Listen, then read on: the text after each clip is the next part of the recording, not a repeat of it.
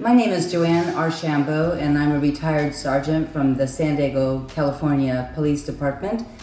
I worked for the police department for almost 23 years, and my last 10 years I supervised the sex crimes unit.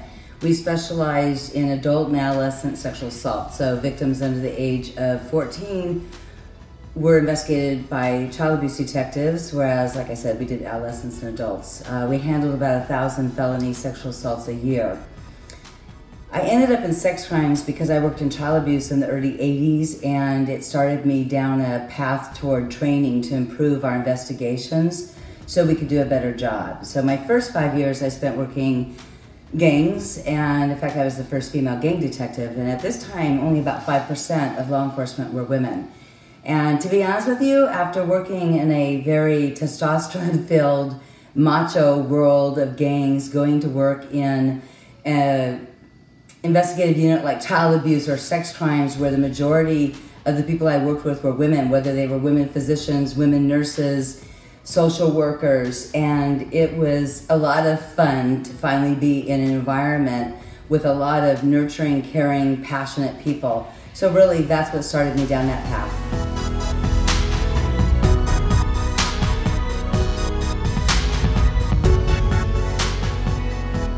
I retired from the San Diego Police Department in October of 2002.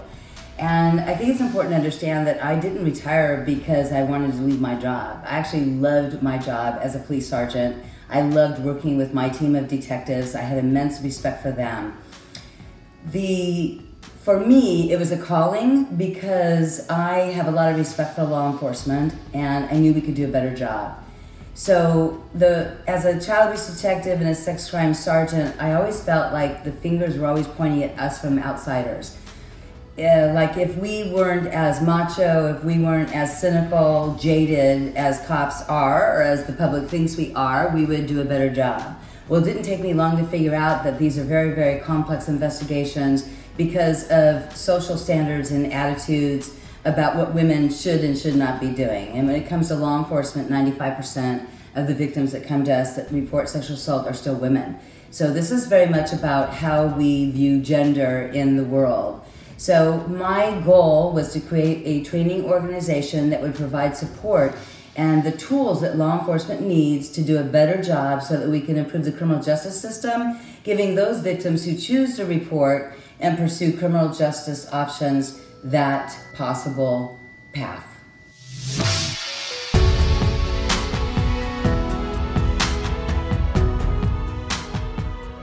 I don't think that our young people are facing increased rates of sexual assault. I think with social media, with the Me Too movement, Start By Believing campaign, a program of End Violence Against Women International, it's on us. There are a lot of campaigns increasing awareness. We're seeing society questioning these very rich and powerful people in the United States. I mean, Larry Nassar, U.S. gymnast doctor, Cosby. I mean, over and over, we're seeing these cases coming to light.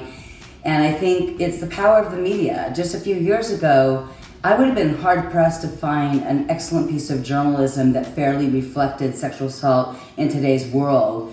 And now I see outstanding investigative journalism being done, not just here in the United States, but worldwide. So again, I do not think that sexual assaults are actually increasing or that our youth is at more risk.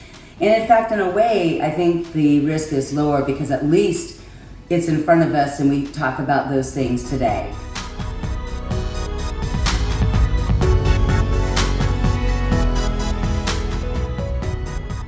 While still a sergeant at the San Diego Police Department, I produced a 5-hour series of training videos on investigating and prosecuting sexual assault. The audience was the audience that I still train today, our primary. Now the Start By Believing campaign, which is a global campaign, that is a public awareness campaign.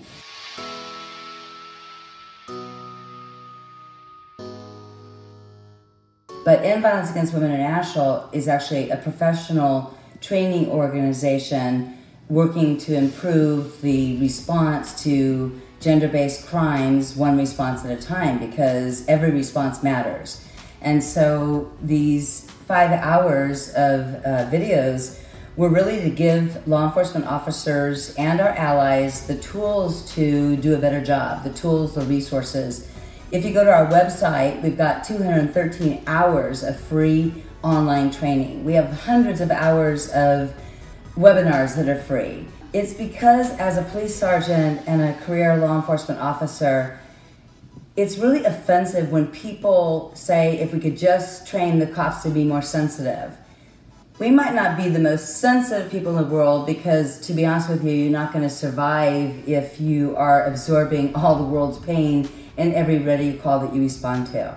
But the reality is these investigations, whether they're child abuse investigations or sexual assault or human trafficking investigations, there is so much bias in our society that it takes an incredibly acute sense of skill and resources to be able to do these investigations. This isn't a burglary. This isn't an auto theft. These are very difficult crimes, not only because of the complexity of the investigations, but really we're battling society. We're battling the perceptions that people have about who human trafficking victims are. They're just prostitutes and, they've been caught, or this is just another drunk teenager that shouldn't have been where they were.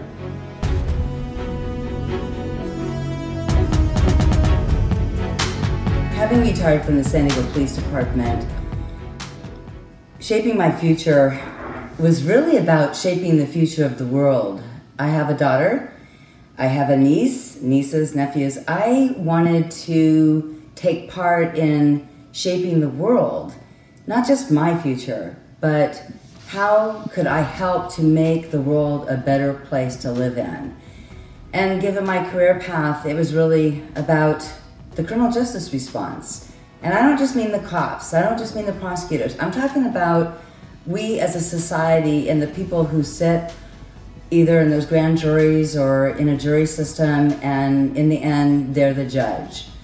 So for me, I started this nonprofit to be able to provide the training and resources. It's taken me 40 years to be here. And I wanted to be able to share not just my experience, but the experience of so many of my colleagues and allies, and again, not just in law enforcement, but the forensic examiners and the prosecutors and the community-based advocates. So putting together, an online training institute, having hundreds of hours of free webinars, training bulletins that we pour our heart and soul into, it's about hopefully beyond my being. Like, I want to retire for a second time in the next 5 years. I'll be, 45, 46 years of doing this work. So what legacy, what gift can I give the profession that I love so much? Most of the cops I know out there are trying to do the best job they can, and oftentimes not with the support. So for me, the future is a better place where women and girls all over the world can choose whether they want to report to the criminal justice system.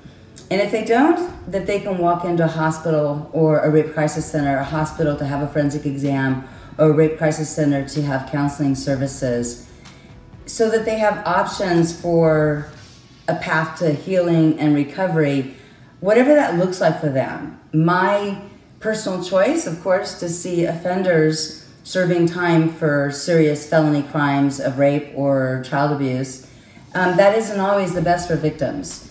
So the world that I want to help to shape is a better world, so that when these horrific crimes occur, when we shatter a young girl or woman's life, that there's hope afterwards, and that we as a community are here to provide that support and hope for them.